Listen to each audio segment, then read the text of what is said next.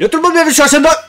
Léo Max, pourquoi on est excité? Parce qu'on va faire de la saucisse. Alors, on fait... Ah ouais, là on est sur le... Je sais pas si vous avez vu l'épisode, j'espère que vous avez vu l'épisode, parce qu'on va spoiler, comme des porcs, et en parlant de porcs, justement, il y en a. Ouais. Il y en a, oui, mais après t'as des reviews d'épisodes, t'en as, ils spoilent pas. Tu vois, ils disent, oh j'ai pensé que l'épisode, oh putain, il y a des bonhommes qui font telle action, ça sert à rien, ça sert à rien. On va rentrer dans le vif du sujet. Si vous avez vu le manga Chainsaw Man, c'est bien, nous non. Donc ne spoilez pas. No spoil, no spoiliter, no spoilitus. Commencez pas à dire ouais, il a fusionné avec des chevaux, la vache. Ce qui est pas impossible, parce que vu ce qu'on a vu dans cet épisode, ça peut venir. On n'est pas à l'abri. Maintenant, alors, on va vous faire une review. Bien ou bien? Qu'est-ce qu'il fait lui? Alors, sachez, il vient d'être muté à l'instant en mode, comment dire ça, moniteur de ski. Donc il prend la température, il vous demande d'abord si ça va. Non, j'expliquais à l'instant là qu'on allait rentrer dans le vif du sujet du coup. Yes. Et on va commencer en fait par résumer un peu ce qu'on a vu. Hein. Ouais, bah déjà, le concept, nous, comme tu disais, on ne connaissait pas. Donc on a découvert quoi? Qu'il y avait un gars qui vivait vraiment... phénoménal. De manière très... comment je peux dire ça pas très pauvre, ça se dit pas, mais j'ai pas le mot. Mais bref, le gars, il est pauvre. Merde, quoi. Il est endetté jusqu'au cou, ok, parce que son père lui a laissé une somme phénoménale à rembourser. Il a vendu un rein, il a vendu une couille, il a vendu un œil pour essayer de survivre. Et mais t'as remarqué ça d'éponge rien. C'est les expressions, ça coûte une couille, ça coûte les yeux de la tête, ça coûte un rein. Bah, littéralement il les a vendus et ça suffit même pas en plus à éponger sa dette qui est phénoménale effectivement, mais après il gagne pas grand chose le gars, j'ai envie de dire. Et la dette de son père du coup bah elle traîne chez des Yakuza, donc ça c'est pas bon. Mais au début je croyais que le Yakuza était bienveillant envers lui, tu vois, parce qu'il lui fait faire des missions etc, il fait ouais t'inquiète et tout, vas-y et pas du tout, hein. C'est un vrai yak. Ça va mal, parce qu'il gagne que de quoi manger un seul jour, et du pain de mie seulement. Donc du pain de mie, de l'eau, il se partage ça avec son petit démon. Parce qu'il faut savoir qu'il y a des démons. Hein. Lui c'est un Devil Hunter, il travaille en tant que Devil Hunter pour les Yakuza. Donc les Devil Hunters ce sont des chasseurs de démons. Le petit démon qui est avec lui c'est une petite tronçonneuse, dont on apprendra le nom un peu plus tard par la suite dans l'épisode. Et ils se partagent le pain de mie. Hein. C'est tout beau, c'est tout gentil. Mais... comment dire ça? La réalité en est tout autre. La réalité est sombre. Elle est brosson. Ouais, elle est brosson de ouf parce que il en est à devoir tuer des monstres en tant que Devil Hunter pour essayer, comme tu dis, de se nourrir. Donc déjà, tu te dis ok le concept, et forcément des Yakuza, ça m'a fait penser à Kaiji. Parce que tu tues un monstre, déjà tu le revends pas toi-même, donc tu le donnes dans les mains du Yakuza. C'est dit aussi plus tard dans l'épisode. S'il faisait lui-même entre guillemets l'achat-vente, bon, il vendrait ça plus cher. Là, il vend au rabais et il fait ouais, donc en fait, comme ça fait 27 ans que ton père il me doit de l'argent sur 300 000, ce calcul, il te reste 10 000 yens. Ouais, oui. Donc en gros, tu rembourses jamais. C'est les crédits renouvelables dans la vie, ça en fait. C'est malheureux. C'est malheureux. Et bah écoute, de fil en aiguille, on remarque aussi son trait de personnalité où malgré la galère dans laquelle il est, le gars, il est d'une naïf. Il dit toujours oui. Ouais, tu veux pas bouffer ma clope pour 100 yens? Ah ouais. Sur ce passage, je me suis dit, il est con, mais en fait, il est malin. Parce que ça lui a fait gagner 100 yens, ça lui a fait gagner, avec ce qu'il mange seulement du pain de mie et de l'eau, ça lui a fait gagner 3 jours de repas. Donc en fait, il est intelligent. S'il a pas avalé, il a niqué le gars en fait. Ah ouais, donc je me suis dit, il est pas si con que ça, c'est intéressant ça. Mais malgré tout, justement, comme il est malin, il arrive rapidement à un constat, c'est que bah, il n'arrivera jamais à rembourser ses dettes. Et lui, il est plein de rêves en fait. Hein. D'ailleurs, c'est des rêves très shonenesques, on va dire. On sent que c'est destiné à un jeune public quand même au Japon, et que c'est publié dans le Shonen Jump, je crois. Hein, il me semble, Wiki Shonen Jump. Puisque bon... son truc à pas rembourser ses dettes, c'est toucher des meufs. Hein. Il est persuadé de ne jamais avoir de... Il dit ça, il dit le mot meuf, hein, littéralement. Donc il dit ouais, j'aurai jamais de meuf, je veux enlacer une fille avant de mourir. Hein. Donc c'est des rêves très shonen évidemment. On a quand même un truc intéressant à un moment donné qui nous sort un peu de cette exposition, c'est le flashback. Ouais, le flashback avec l'enterrement de son père qui s'est pendu parce que il arrivait pas à rembourser ses dettes en plus. Et puis là on voit le vrai caractère du Yakuza qui, alors qu'il s'adresse à un enfant ou un ado, il lui dit moi espèce d'enfoiré, tu vas remplir mes missions, tu vas me donner mes sous sinon je te nique. Surtout qu'il lui dit va faire la manche ou vends ton cul, je m'en fous quoi. Ouais, c'est un enfant frère. Ouais, c'est un malade. C'est un malade ce gars. Et là il rencontre à ce moment-là la tronçonneuse, petite tronçonneuse qui arrive vers lui tout blessé, Pochita, on apprendra son nom un peu plus tard. Et il conclut un pacte. Voilà, petit pacte échange de sang. Et là on comprend du coup pourquoi ils ont continué à vivre tous les deux alors que la tronçonneuse était mourante. C'est un démon la tronçonneuse du coup vous l'avez compris.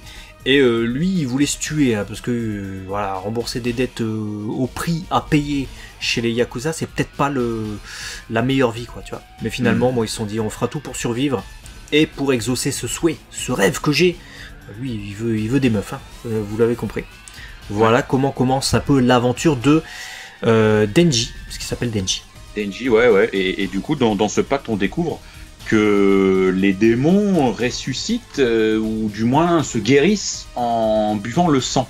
Ce qui aura son importance pour la fin de cet épisode, vous en conviendrez. Et donc, on les voit X années plus tard, toujours à partager leur quotidien. C'est vraiment... il est fidèle comme un chien, mais vraiment... ouais, leur relation est quand même assez touchante et j'ai plutôt trouvé ça bien. Leur relation elle est bien mise en avant, en tout cas je trouve dans l'animé. Je sais pas si dans le manga c'est aussi fort, mais dans l'animé j'ai bien aimé le jeu de regard, les yeux qui scintillent de Pochita quand ils se regardent, etc. Et donc là c'est l'aspect un peu mignonné de leur relation malgré l'aspect très apocalyptique de son quotidien. Et puis il y a Papy Vieillard là, John Hammond, il vient comme ça, il fait ouais Denji, faut que tu viennes, il y a un démon. C'est moi il dit. Donc il le suit et puis il l'emmène dans un hangar et là écoute traquenard là bon, c'est ça, il tombe dans un traquenard, il se fait tuer de manière horrible, coup de couteau partout. J'ai vraiment détesté cette scène. Tu vois l'aspect comment dire très réaliste mais réalité implacable du gars en mode ouais j'ai des dettes, j'arrive pas à dormir etc. Même si j'essaie de dormir j'arrive pas. Il mange quasiment rien en plus de ça mais il partage ses rêves avec Pochita. C'est un aspect un peu dans un monde apocalyptique mais réaliste, tu vois. Il y a une petite touche un peu Walking Dead et tout ça, mais c'est un truc très humain et j'ai beaucoup aimé ça. A contrario, les scènes de gore, c'est vraiment pas ce que j'ai préféré dans cet épisode. Bon, il se fait tuer de manière extrêmement dégueulasse, extrêmement horrible. Et là, on a une scène où on le voit encore en flashback. Avec Pochita, il dit bon écoute si jamais je meurs parce que je risque de mourir en mission contre les démons, je veux que tu prennes mon corps. Tu prends mon corps, tu réalises mon rêve. Surtout voilà, il faut absolument que tu réalises ce que j'ai jamais pu faire. Et là je me suis dit bah en fait on s'est fait niquer. Le scénariste nous l'a mis à l'envers et ce qui va se passer c'est que le héros c'est Pochita, c'est pas du tout Denji. Je me suis dit ça à ce moment-là. Mais Pochita il lui dit non en fait je te donne mon cœur. Je te donne mon cœur et je te ressuscite. C'est touchant. Ouais. Il ressuscite du coup. Du coup, tu sais qu'il meurt pas premier épisode. Souvent, ça arrive dans les, ça arrive dans les shonen manga, ce genre de truc, mais pas tout de suite. Tu vois, on a eu dans Jujutsu Kaisen par exemple. Je vais rien dire, une scène avec un personnage, tu crois qu'il est mort, il est pas mort. Voilà. Je vais pas dire qui, je vais pas dire quoi. Là, c'est le postulat de départ du premier épisode, ce qui active sa transformation et ce qui va activer le personnage qu'on connaît tous à la tête de tronçonneuse, qui est Denji en fait, mais qui est réanimé, ressuscité même carrément par Pochita. Ouais, d'ailleurs une scène qui est assez forte aussi parce que déjà, le gars il se fait bouffer, poignarder, tout ça, ok, il est en morceaux dans la poubelle, le sang coule du coup dans la bouche de Pochita, bon, heureusement qu'il était juste en dessous, ce qui lui a permis de reprendre un minimum de force, mais on voit ses membres se recoller en fait. C'est la première fois que je vois un truc aussi cru dans un animé, et je me suis posé la question, ça a été diffusé je crois en simulcast à 18h, tu as dit c'était dans le Shonen Jump. C'est destiné par rapport à ses rêves à un public assez adolescent, mais pour moi, quand tu découpes des gens et que c'est Henri Boucher, le maître mot du pouvoir du gars, parce que clairement c'est son pouvoir, il a des tronçonneuses qui lui poussent sur la tête, sur les bras, et dans le hangar, il découpe la viande, voilà. Donc c'est quand même assez gore, assez violent. Autant si t'as 16, 17, 18 ans que tu lis les Shonen Jump, je me dis bon, mais si t'as 12 ans, c'est quand même assumé, quoi. Faut, ouais, c'est bien. J'avoue. Hein. Après, point positif pour ceux qui aiment le manga, qui suivent le manga et tout ça, il n'y a pas l'air d'avoir de censure. Hein. J'ai pas lu le manga, mais vu que c'est Henri Boucher, effectivement, qui a hémoglobine sur hémoglobine, mais à profusion pendant 5 minutes dans cet épisode, à tel point que moi je suis pas fan des trucs de boucherie déjà de base. Bon, les trucs gore en général, je suis pas fan, je trouve ça dégueulasse. Mais voilà, des gens qui se tranchent dans un truc apocalyptique avec des zombies et tout ça, parce que j'ai senti l'impact vraiment zombie sur le truc. Hein. Dès le début, la première scène littéralement où ils sont à la campagne, ils sont reculés de la ville, et je me suis dit tiens, on se croirait dans Walking Dead, qu'est-ce qui se passe, ils sont tous morts les humains. Et puis non, en fait on voit que non, mais quand même c'est envahi par des démons et tout ça, donc il y a quand même cette touche post-apo ou apo, dans la peau en tout cas, l'apocalypse, hein. Avec les zombies et tout ça, c'est même un des concepts qu'on a dans cet épisode avec le démon qui l'affronte. Mais c'était un peu beaucoup pour moi. Et autant j'ai adoré tout ce qui est un peu les rêves du gars, la vie difficile et le quotidien et tout ça. Et le fait qu'il même... prosaïque, ouais, l'aspect prosaïque, mais même prosaïque de se servir d'une espèce de cochon d'Inde merde, comment ça s'appelle? Ouais, en tronçonneuse, tu m'excuseras, mais c'est pas très prosaïque, on trouve pas ça tous les jours. Mais j'ai trouvé ça stylé. Mais dès qu'il passe en mode Henri Boucher qui découpe, j'ai trouvé ça trop et je me suis dit, répondez-moi dans les commentaires sans spoiler, est-ce que ça sera ça tout le temps? Est-ce que ça sera ça tous les épisodes? Je veux juste savoir, pour savoir si je vais aimer ou pas en fait. Parce que j'ai vraiment pas aimé l'aspect vraiment dégueulasse du truc. Je peux comprendre parce que je me suis posé la question en regardant cet épisode, parce que je sais que sur ça on est différents. Pour ceux qui nous suivent depuis un moment, vous le savez peut-être, pour les autres qui nous découvrent, déjà abonnez-vous, ça c'est une bonne idée, j'aime bien. Moi j'ai toujours adoré le genre horreur, et même quand ça part sur du gore, moi j'aime bien l'univers, donc moi j'ai bien aimé qu'il n'y ait pas de censure. J'ai bien aimé que le concept de l'animé ou du manga, c'est un gars qui de toute façon devient un démon qui a fusionné avec un cochon tronçonneuse. Si c'était pour me faire une adaptation où ça gicle pas, parce que bon, vu qu'on est justement dans un animé, tu as mis le doigt et tu as mis le mot dessus, très réaliste, que ce soit l'aspect dette, l'aspect prosaïque, la galère, etc. Faut aussi que ça se voit pour moi en tout cas, c'est ma vision, dans l'aspect je te découpe avec une tronçonneuse, parce que si tu découpes avec une tronçonneuse et que y a rien, moi à l'inverse ça m'aurait dérangé. Évidemment, c'est pas ça que je dis du tout. Non mais attends, non, après c'est une perception très personnel heureusement qu'il n'y a pas de censure, c'est pas ça que je dis du tout. Moi ce que je suis en train de dire, c'est que j'aime pas le genre, j'aime pas le style. On découpe masse de zombies, on voit l'intérieur, on voit les tripes, on voit machin, le gars est jeté dans une poubelle, le protagoniste, après avoir été coupé en morceaux et poignardé 250 000 fois par des zombies. J'aime pas.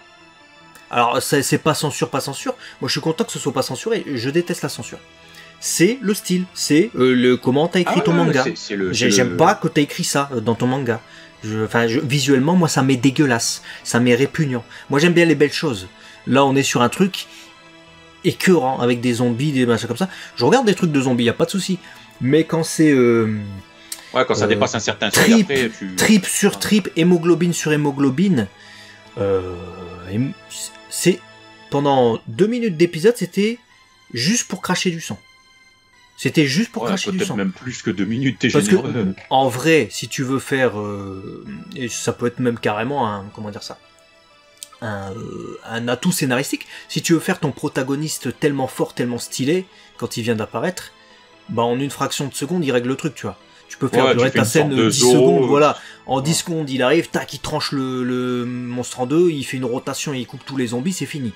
Non, ils ont fait durer le plaisir pendant 5 minutes d'épisode, je me suis dit, c'est sûr que ça peut diviser, je suis d'accord. Moi, je comprends totalement ce point de vue, parce qu'effectivement, c'est un style qui est assumé. C'est oui, le mot est ça. C'est clair, c'est assumé. On aimera, on n'aimera pas. Je pense que ça peut diviser, parce qu'il y a une grosse hype autour de Chainsaw Man. Donc ceux qui l'ont lu et qui ont kiffé vont forcément, j'imagine, kiffer la version animée, puisque vous savez l'aspect sanglant, vous l'avez lu, donc j'imagine que vous attendez à ce que ça soit le cas en animé. Mais ceux qui vont découvrir en animé, un peu comme toi et moi, en mode vous allez voir Chainsaw Man, c'est trop bien et tout, machin. Et je pense qu'il y en a qui vont lâcher, pour les mêmes raisons que toi. Moi j'aime bien aussi, tout comme toi, ce qui est beau, mais j'ai aussi un affect pour l'aspect comme ça, un peu horreur, etc. Pourquoi, je sais pas. Donc moi ça m'a plu. Mais je comprends tout à fait que toi et d'autres personnes, que je pense que tu vas pas être tout seul, ça te répugne. Tu diras non. Bah c'est l'aspect gore. Moi j'aime pas le gore en fait. L'aspect horreur ne me gêne pas dans le sens où les films d'horreur ou les trucs comme ça, ou les trucs qui font peur, ou les trucs terrifiants, là, ou les fantômes et les trucs, même si t'as des gerbes, des marées de sang, même si tu veux, tu me mets... je sais pas, un mec qui a des hallucinations et puis il est dans une pièce entière et puis t'as une marée de sang, je m'en fous, hein, rien à foutre. Mais le gore, c'est l'aspect gore en fait que j'aime pas. L'aspect gore quand il est stylisé, tu vois, dans les OAV des années 80-90 d'ailleurs, je pense qu'il y a beaucoup de références quand même à ça. J'ai trouvé quand même dans la réalisation même, dans les plans et dans le dessin même, une touche très 80-90. Vraiment qui faisait penser à des OAV et tout d'époque et tout, même quand t'as les Yakuza dans la voiture et tout ça.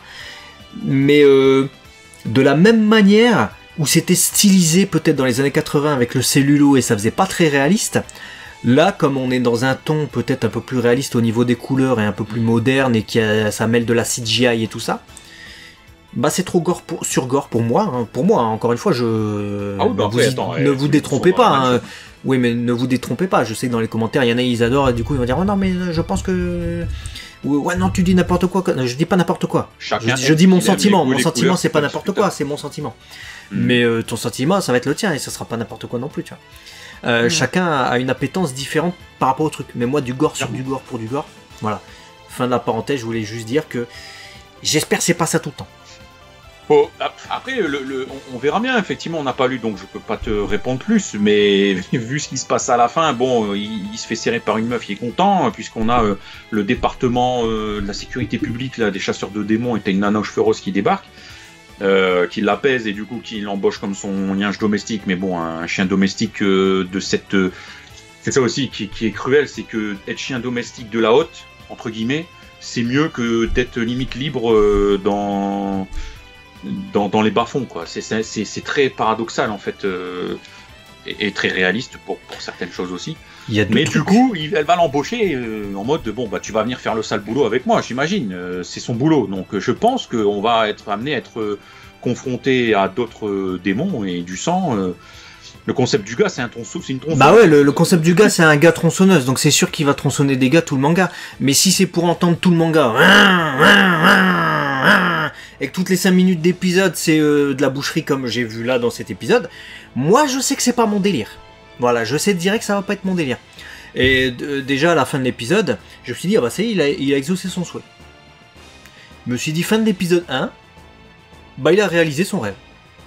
Il voulait qu'une meuf, comme il dit, hein, encore une fois c'est ses mots, il dit pas une fille, une gentille dame, il dit une meuf, le serre dans ses bras, serre-moi dans les bras, hop, souhait exaucé mon gars. Il redevient humain, donc il est encore en vie. Et en plus de ça, il va pouvoir profiter et avoir un avenir.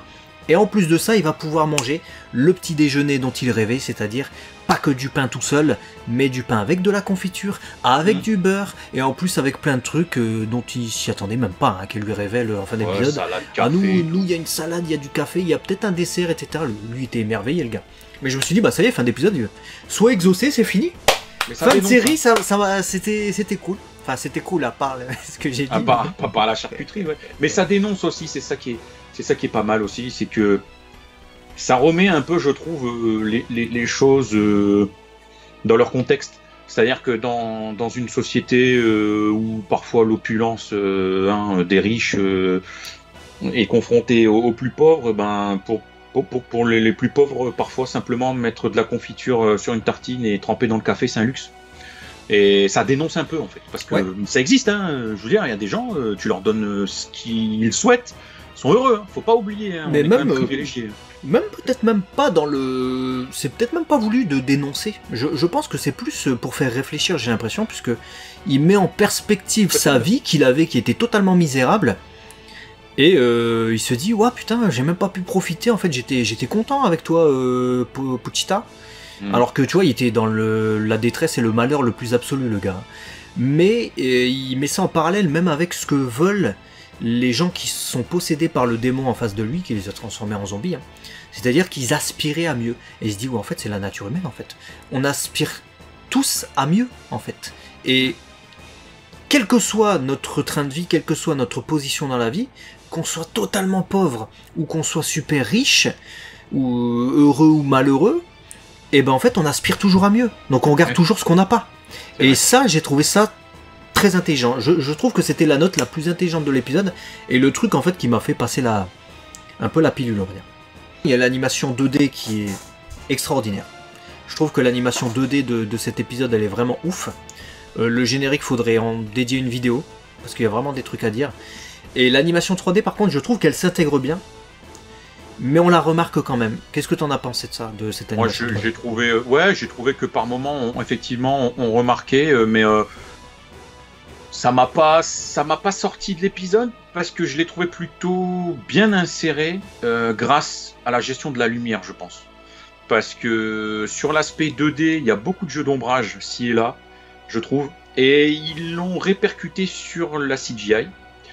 Et du coup, il crée au pluriel, hein, un leurre visuel qui fonctionne et qui fait que du coup ça te sort pas, quoi. Tu perds pas un œil, quoi, comme l'a eu Denji, parce qu'il y a des animés, c'est bien 2D et dans le fond ta CGI en fait elle est flat, il y a pas de relief, il y a rien, ou alors pas à la hauteur de la 2D. Donc en fait tu dis c'est de la merde ce truc là.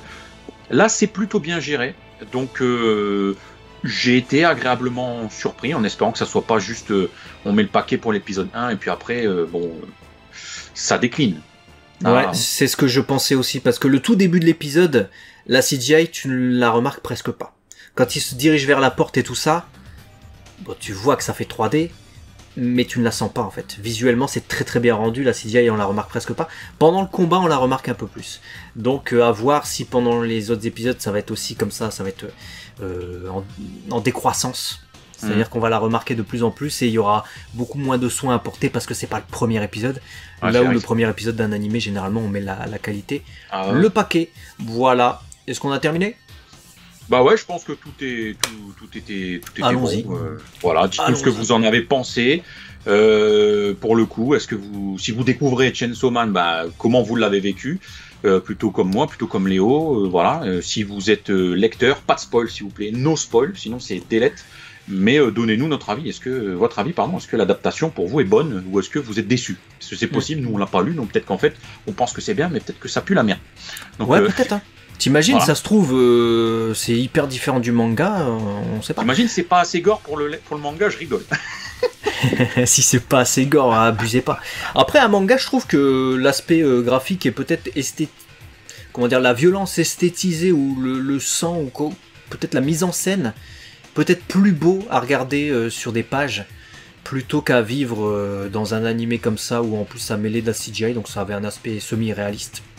Je sais pas, là je pose une question, une bouteille à la mer, c'est une réflexion comme ça. Inconsciemment la couleur aussi, hein, le fait rouge, ça nous rappelle à notre humanité, si c'est vert, si c'est bleu, si c'est noir, ça passe déjà, enfin c'est tout aussi gore, mais c'est déjà moins... On est détaché, c'est fantaisiste. On est détaché. Football, il a changé. Bon, allez, dites-nous tout, abonnez-vous, partagez surtout. Et puis, on se dit à très vite sur la chaîne 2. Ouais, sur la chaîne de Léo Max. Est-ce qu'il y aura encore du Chainsaw Man? On verra. Je sais pas. Moi, je suis chaud. Après, s'il y en a pas, on verra. Je vais regarder le deuxième épisode. S'il passe 10 minutes à découper la meuf rose. Bon. Voilà, à très vite. Allez. Ciao.